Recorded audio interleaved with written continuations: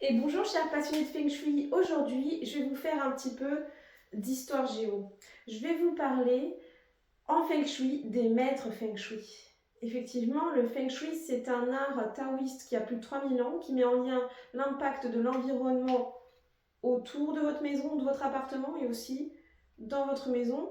Votre maison et les secteurs de vie ont un impact sur vous. Donc, pour en revenir au début de cette vidéo, je vais vous parler des maîtres Feng Shui. En fait, les maîtres Feng Shui ont existé durant plusieurs dynasties empiriques asiatiques. Et en fait, il faut savoir qu'ils avaient un rôle politique très important dans la cour des empereurs chinois.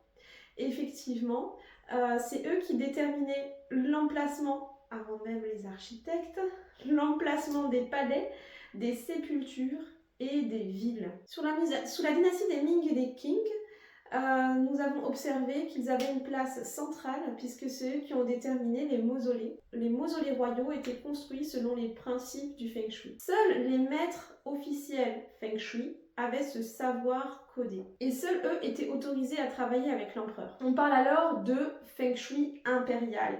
Et comme on le sait, en 1911, Mao Zedong va balayer d'un revers de main et interdire le Feng Shui traditionnel, puisque lié donc au royalisme, à la cour impériale. Donc ils vont être balayés. Et beaucoup de maîtres Feng Shui vont donc s'exiler dans d'autres pays, malheureusement. Ils continuaient donc d'exercer, mais pas de manière officielle. Malgré cette répression sous Mao Tse-tung, le Feng Shui aujourd'hui perdure, et c'est ça la bonne nouvelle, il n'a pas disparu, puisqu'on reste des êtres humains, et malgré la technologie, notre environnement de notre maison, autour de notre maison, et notre appartement, notre maison, influe la vie que nous avons, les différents domaines de vie, et ce parce que l'être humain n'est pas encore une machine. Et comme je l'ai déjà expliqué dans mes vidéos précédentes, encore aujourd'hui le Feng Shui est revenu en force puisqu'on fait toujours appel aux maîtres Feng Shui pour construire les immeubles modernes dans les villes par exemple de Séoul, Hong Kong et bien d'autres, et Singapour par exemple. Je vous dis à bientôt pour une nouvelle vidéo Feng Shui.